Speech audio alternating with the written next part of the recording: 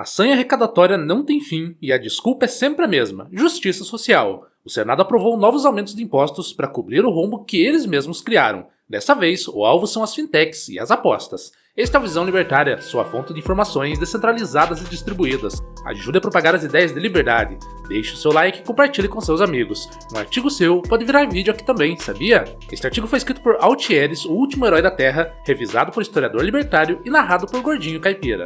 Na terça-feira, 2 de dezembro, a Comissão de Assuntos Econômicos do Senado aprovou mais um ataque ao bolso do cidadão.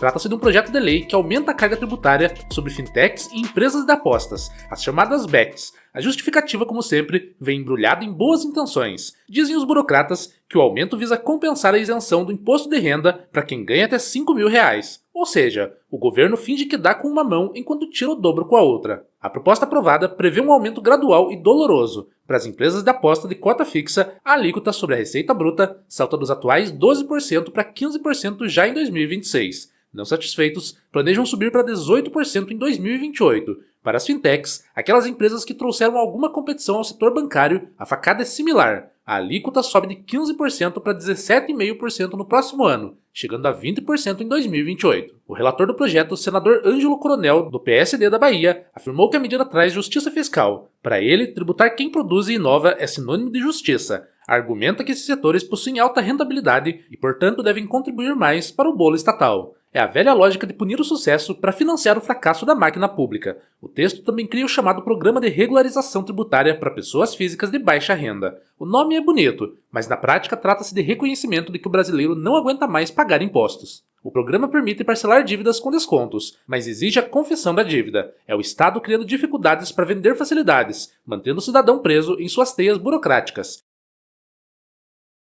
A aprovação na comissão é terminativa, o que significa que o projeto pode ir direto para a Câmara sem passar pelo plenário do Senado. A pressa é inimiga da perfeição, mas é a melhor amiga do arrecadador. Mas vamos analisar o que realmente está acontecendo, para além das manchetes oficiais. O governo federal está desesperado por receita. Os gastos públicos continuam subindo como foguete, enquanto a produtividade do país rasteja. A solução encontrada pelos iluminados de Brasília é sempre a mesma: taxar. Eles escolhem inimigos que a opinião pública tolera ver sendo atacados. Primeiro, demonizam as apostas esportivas. Chamaram-nas de vício, de problema de saúde, de risco às famílias, como se as loterias estatais também não fossem apostas. Agora apresentam a fatura. Se você quer apostar, vai ter que pagar mais caro por isso. Porque no final das contas, o imposto sobre a empresa sempre é repassado ao consumidor. As odds ou probabilidades de ganho ficarão menos atraentes, o prêmio ficará menor, o serviço ficará pior, mas o governo garante que parte desse dinheiro irá para a saúde. É curioso como o dinheiro arrecadado via impostos sempre tem destinos nobres no papel. Na prática, ele cai no buraco negro do Tesouro Nacional e vira salário de assessor, auxílio paletó e lagosta. Não existe carimbo em dinheiro público. O que entra como taxa de aposta sai como fundo eleitoral na outra ponta. O ataque às fintechs é ainda mais insidioso e revela o corporativismo estatal. Durante décadas, o Brasil teve um dos setores bancários mais concentrados e caros do mundo. Meia dúzia de grandes bancos, protegidos por regulações e barreiras de entrada, nadavam de braçada. Eles cobravam taxas abusivas porque o correntista não tinha para onde correr.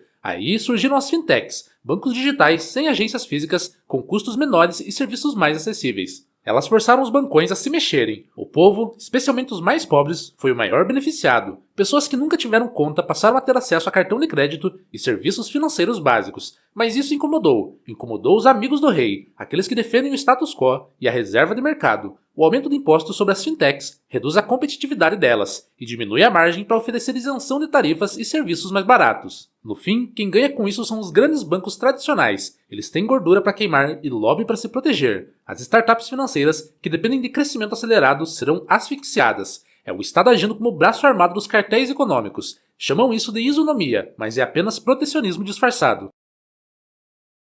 O argumento de que é preciso taxar para compensar a isenção do imposto de renda é falacioso. A isenção do imposto de renda para quem ganha até R$ 5.000 é, na prática, uma correção inflacionária, não é um presente do governo. A tabela do imposto de renda ficou anos sem atualização, enquanto a inflação corroía o poder de compra. O governo vinha, na prática, tributando salários cada vez menores. Corrigir a tabela é uma obrigação moral, não uma benevolência. Mas o Estado não aceita perder um centavo de arrecadação. Se ele deixar de tirar um pouco aqui, precisa tirar um pouco mais ali. A conta nunca fecha para o pagador de impostos. A lógica é de soma zero. Para o governo dar algo, ele precisa tirar de alguém. E ele sempre tira de quem está produzindo ou tentando se divertir. Do ponto de vista libertário, toda essa movimentação é previsível e nefasta. Imposto é roubo e qualquer aumento da alíquota é um agravante desse crime. Mas há camadas extras de perversidade nesse caso específico. Primeiro, a hipocrisia moralista. O Estado brasileiro detém o monopólio dos jogos de azar por meio das loterias da Caixa. Mega Sena, Quina, Loto Fácil, tudo isso é jogo de azar, mas quando é o governo que banca, chama-se investimento social ou sonho. Quando é a iniciativa privada, vira vício que precisa ser taxado para proteger a sociedade.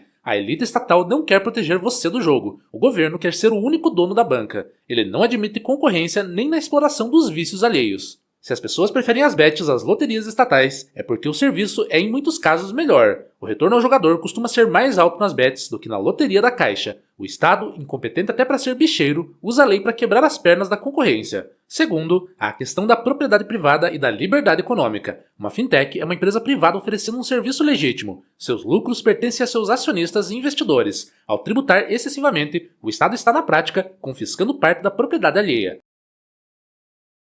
Ele desestimula o investimento, porque alguém investiria em uma startup de tecnologia no Brasil se o governo vai levar 1/5 do faturamento bruto. Note que a taxa é aplicada sobre a receita bruta e não sobre o lucro líquido. Isso é mortal para empresas que operam com margens apertadas. O governo se torna um sócio majoritário que não investe, não trabalha, não assume risco, mas leva grande parte do dinheiro. Isso afugenta o capital e tem consequências óbvias: desemprego e estagnação. Os empregos qualificados que as fintechs geram podem desaparecer ou deixar de ser criados. Programadores, analistas de dados, profissionais de suporte, todos perdem. O consumidor perde com serviços mais caros e menos inovadores. Enquanto isso, a casta política continua ganhando. Ainda sobre a regularização tributária aprovada, programas de referenciamento, os famosos refis, são a prova do fracasso do sistema tributário. As leis são tão complexas e a carga tão elevada que é praticamente impossível estar 100% em dia. O empreendedor brasileiro vive numa ilegalidade forçada. Precisa escolher entre pagar o imposto ou pagar o funcionário. Aí o governo surge como salvador, oferecendo parcelamentos com descontos. Isso cria um ciclo vicioso. O empresário passa a esperar os próximos refis para regularizar a situação. O mecanismo pune quem se esforça para pagar em dia e premia morosidade e ineficiência estatal, que mantém o poder de perdoar ou condenar. O tal programa de regularização para baixa renda é na prática mais uma ferramenta de controle. Exige que o pobre confesse a dívida e permaneça pagando parcelas de valores baixos, renteando a sobrevivência. É servidão moderna, trabalhar para pagar a permissão de existir. Olhando para o cenário macro, vemos também o avanço do controle estatal sobre a vida digital. Bets e fintechs são negócios nativos do mundo digital. O Estado, instituição analógica e lenta, tem pavor do que não controla totalmente. O dinheiro digital, as transações em tempo real, as apostas online, tudo isso ocorre numa velocidade que o burocrata não acompanha. A resposta é tentar colocar coleiras nesse mundo novo. Regulação e tributação tornam-se armas para frear a inovação e garantir que o dinheiro passe pelos canais que o Estado vigia. Por isso, o ódio às criptomoedas, que são a antítese desse sistema. Enquanto você usa o real, a moeda estatal inflacionada, você é escravo das regras do Estado. Quando utiliza um sistema descentralizado ou alternativas que escapem ao controle, você deixa de ser um alvo fácil. A aprovação desse projeto na CAI é um sinal claro.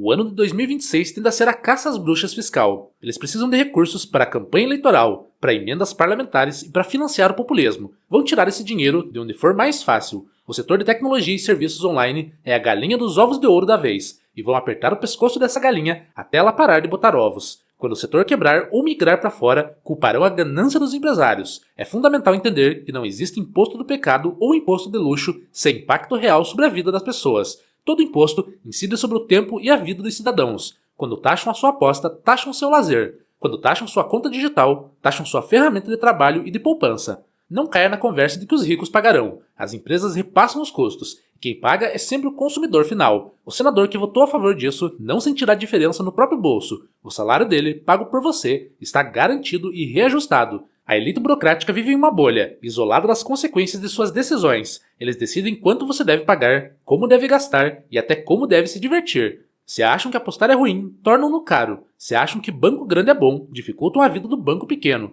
É engenharia social aplicada pelo Código Tributário. O aumento do imposto sobre fintechs e bets, aprovado na CAI, é mais um capítulo da triste história econômica do país. Mostra um governo insaciável e um congresso cúmplice. Mostra também que a inovação será punida e o atraso será subsidiado. Para o libertário, a lição é clara e antiga. O Estado é o problema e nunca a solução. Não espere que tenha um bom senso ou limite à usura fiscal. A única saída é buscar pela sobrevivência individual, usar tecnologias que o Estado não alcança, proteger patrimônio em moedas fortes e descentralizadas e boicotar, na medida do possível, serviços estatais e parcerias corporativistas. Enquanto continuarmos jogando o jogo deles, com as regras deles e a moeda deles, seremos sempre os perdedores. A casa, isto é, o Estado, sempre vence, a menos que você pare de jogar no cassino deles. Prepare-se, a mordida do leão da receita está ficando cada vez mais forte e faminta, e ele não distingue entre grande empresário e pequeno poupador. Para o parasita público, somos todos apenas hospedeiros. Obrigado pela audiência. Este é um canal colaborativo.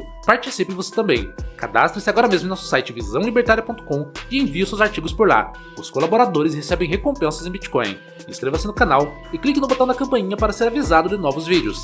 Até a próxima!